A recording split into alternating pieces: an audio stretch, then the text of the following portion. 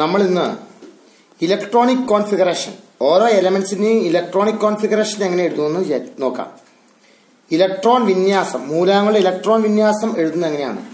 ഈ മൂലകങ്ങളുടെ ഇലക്ട്രോൺ വിന്യാസം എന്ന് പറഞ്ഞാൽ ഓരോ മൂലകത്തിലും ന്യൂക്ലിയസിന് ചുറ്റും ഇലക്ട്രോണുകൾ എങ്ങനെ വിന്യസിച്ചിരിക്കുന്നു.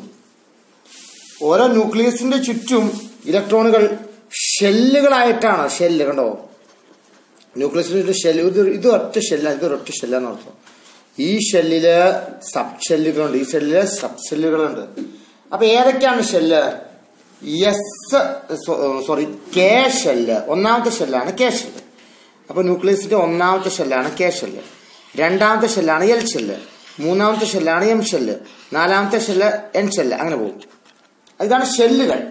ഷെല്ലുകൾ ഏതൊക്കെയാണ്? ഷെല്ലുകൾ ഇതൊക്കെയാണ്. എന്താണ്? K L M N. ഇനി ഷെല്ലുകളിൽ എന്തുണ്ട്? സബ് ഷെല്ലുണ്ട്. ചിലപ്പോൾ മിഠായിയൊക്കെ മേടിക്കുമ്പോൾ കണ്ടിട്ടില്ലേ ഒരു വലിയ പാക്കറ്റ്, ആ പാക്കറ്റിനകത്ത് വേറൊരു പാക്കറ്റ്, അതിന്റെ അകത്ത് വേറൊരു പാക്കറ്റ്, അതുപോലെ ഷെല്ലുകളുടെ അകത്ത് വേറൊരു പാക്കറ്റ് ഉണ്ട്. കെ ഷെല്ലിൽ ഒരേ ഒരു സബ് ഷെല്ലേ ഉള്ളൂ. കെ ഷെല്ലിൽ എടുത്ത് പൊളിച്ചു നോക്കിയ ഒരു സബ് ഷെല്ലിൽ അതിന്റെ അകത്ത് ഒരു പൊതി കൂടെ കാണും, അതാണ് എസ് പൊതിയാണത്. എല്ലിലോ രണ്ട് സബ് ഷെല്ലുണ്ട്, അതാണ് എസ് പൊതിയും കാണും, ഒരു പി പൊതിയും കാണും. കണ്ടോ, രണ്ട് സബ് ഷെല്ല്. എല്ലെന്ന് പറയുന്ന ഷെല്ല് തുറന്നു നോക്കുമ്പോൾ രണ്ട് സബ് ഷെല്ല്, എസും ഒരു പൊതി, പി ഒരു പൊതി. എം എന്ന് പറയുന്ന ഷെല്ല് തുറന്നു നോക്കുമ്പോഴോ എസ് എന്ന് പറയുന്ന പൊതിയുണ്ട്, പി എന്ന് പറയുന്ന പൊതിയുണ്ട്, ഡി, മൂന്ന് പൊതിയുണ്ട്, മൂന്ന് സബ് ഷെല്ലുണ്ട്. എന്നിൽ 4 സബ് ഷെല്ലുണ്ട്. ഈ പൊതി തുറന്നു നോക്കിയാലോ, അപ്പൊ കെയില് എസ് എന്ന് പറയുന്ന പൊതി മാത്രമേ ഉള്ളൂ. ആ പൊതി തുറന്നു നോക്കിയാൽ അതിനകത്ത് എന്തുണ്ടാവും? അതിനകത്ത് 2 ഇലക്ട്രോൺ ഉണ്ടാവും. എസിൽ 2 ഇലക്ട്രോൺ. അപ്പൊ എസിൽ എത്രയാണ് ഇലക്ട്രോണുകൾ? ഇലക്ട്രോൺ 2 ഇലക്ട്രോൺ കാണും. കെ എന്ന പൊതിയില് ഒരു എസ്, കെ എന്ന് പറയുന്ന പെട്ടിയില് എസ് എന്ന് പറയുന്ന പൊതിയുണ്ട്, അതിനകത്ത് 2 ഇലക്ട്രോൺ ഉണ്ട്. കെ എന്ന് പറയുന്ന ഷെല്ലിൽ ഒരു സബ് ഷെല്ലേ ഉള്ളൂ, 2 ഇലക്ട്രോൺ ഉണ്ട്. എൽ എന്ന് പറയുന്ന ഷെല്ലിൽ 2 സബ് ഷെല്ലുണ്ട്, എന്നാണ് എസും പിയും. എസ് എന്ന് പറയുന്ന പൊതിയിൽ 2 ഇലക്ട്രോൺ, പിയിൽ 6, അങ്ങനെയാണ്. പിയിൽ 6 ഇലക്ട്രോൺ ആണ്, എസിൽ 2 ഇലക്ട്രോൺ. എസ് എന്ന് പറയുന്ന സബ് ഷെല്ലിൽ 2 ഇലക്ട്രോൺ കൊള്ളും, പിയിൽ 6 ഇലക്ട്രോൺ കൊള്ളും, ഡിയിൽ 10 ഇലക്ട്രോൺ കൊള്ളും, എഫിൽ 14 ഇലക്ട്രോൺ കൊള്ളും. അപ്പൊ കെ എന്ന് പറയുന്ന സബ് ഷെല്ലിൽ ഒരു സബ് ഷെല്ല്, അത് എസ് ആണ്, അത് 2 ഇലക്ട്രോൺ. എൽ എന്ന് പറയുന്നതോ 2 സബ് ഷെല്ലുണ്ട്, എസും ഉണ്ട് പിയും ഉണ്ട്.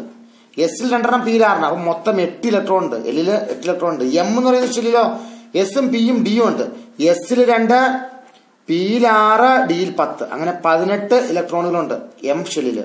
എൻ ഷെല്ലിലോ 2 ഇലക്ട്രോൺ, 6 ഇലക്ട്രോൺ, 10 ഇലക്ട്രോൺ.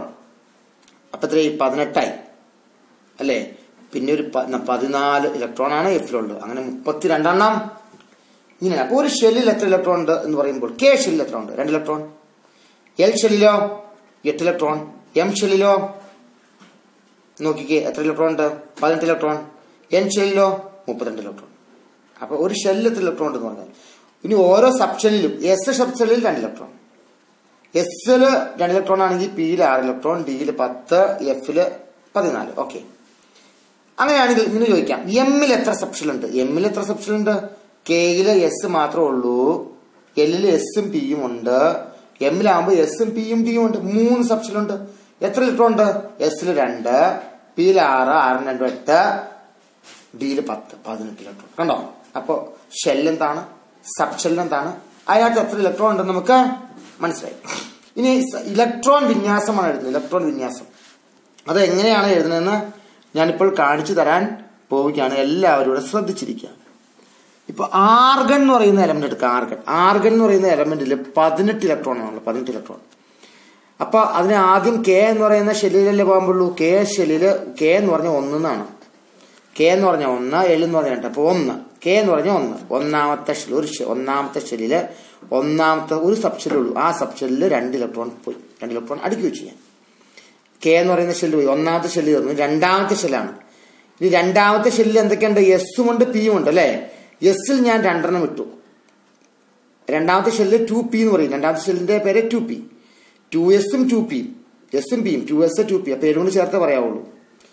പിയിൽ എത്ര ഉണ്ട്? 2pയിൽ എത്ര ഉണ്ട്? 6 ആണ്. ഇപ്പൊ എത്രയായി? 6 8 10ആയി.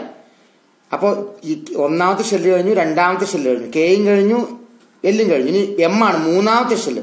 മൂന്നാമത്തെ ഷെല്ല് എന്തുണ്ട്? എസും പിയും ഡിയും ഉണ്ട്. അങ്ങനെയല്ലേ പോകുന്നത്. പക്ഷെ ഇത് ഫില്ലിങ്ങിൽ ഒരു നിയമമുണ്ട്. എന്താണ് നിയമം? അത് ഇതാണ്. ഇത് എഴുതാം, ഇത് പിന്നെ പേപ്പറിന്റെ സൈഡിൽ എഴുതിയിട്ടുണ്ട്. എന്താണ്? 1s 2s 2p. അപ്പൊ 3 ആകുമ്പോ 3ൽ എസും പിയും ഡിയും ഉണ്ട്, 3s 3p 3d. ഫോറിലോ എസും പിയും ഡിയും എഫും ഉണ്ട്. 4s 4p 4d 5f. ഇങ്ങനെ നേരത്തെ എഴുതിയിട്ട് ഇതിങ്ങനെ വരയ്ക്കണം. ആദ്യത്തെ ഇലക്ട്രോൺ 2 എണ്ണം എസിലോട്ട് പോയി, എസിൽ പോകും. എസിൽ 2 എണ്ണം ഫില്ല് ചെയ്ത് കഴിഞ്ഞാൽ പിന്നെ പോകുന്നു 1s പോയി കഴിഞ്ഞാൽ പിന്നെ 2sലേക്ക് പോകുള്ളൂ, പിന്നെ 2pയിൽ, പിന്നെ 3sൽ,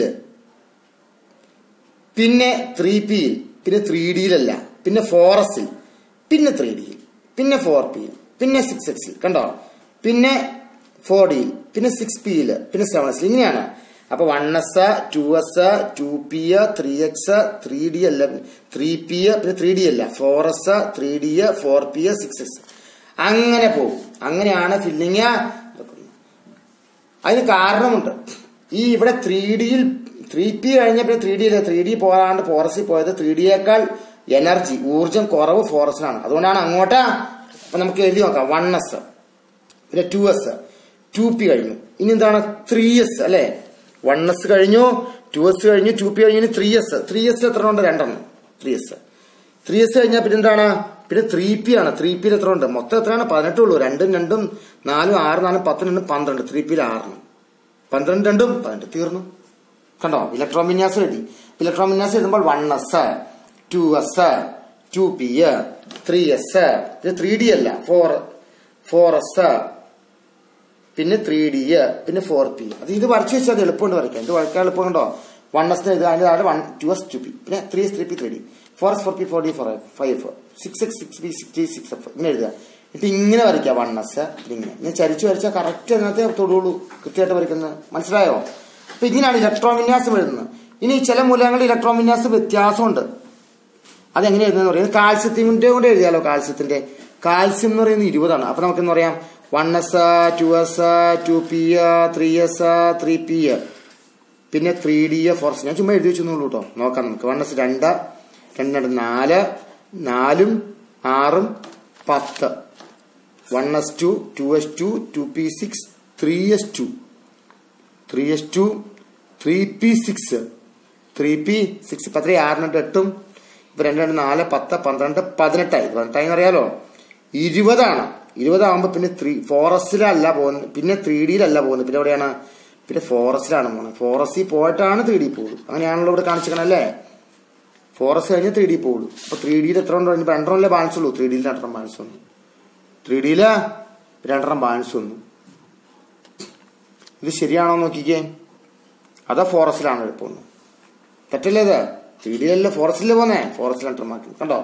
1s 2s 2p 3s 3p 3d എഴുതാൻ തോന്നും. അതാണ് തെറ്റിയത്. 3d അല്ല എഴുതുന്നത്. 3dയിലല്ല പോകുന്നത്. പിന്നെ 4s പോകും. പിന്നെ ബാലൻസിങ് പറഞ്ഞുകൊണ്ട് എന്തിനാ 3d പോകും. കണ്ടോ. ഇത് എഴുതാൻ പഠിച്ചെന്നും മനസ്സിലാക്കുന്നു. ഇനി ഇതിന്റെ വ്യത്യാസമായിട്ടുള്ള മോഡലാണ് ചെയ്യാൻ പോകുന്നത്. അതാണ് പരീക്ഷിക്കുള്ളൂ. അത് നമ്മൾ അടുത്ത വീഡിയോയിൽ ഉൾപ്പെടുത്താം.